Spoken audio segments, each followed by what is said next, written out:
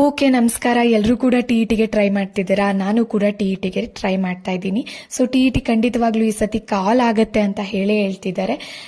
I think June ಅನ್ಸುತ್ತೆ. Okay, ಹಾಗಾದ್ರೆ ಯಾವ ಬುಕ್ನ ರೆಫರೆನ್ಸ್ ಮಾಡಬೇಕು ಅಂತ ಏನಾದರೂ ಕನ್ಫ್ಯೂಷನ್ ಅಲ್ಲಿದ್ರೆ ನಾನು ಕೂಡ ಅದರಲ್ಲೇ ಇದೆ.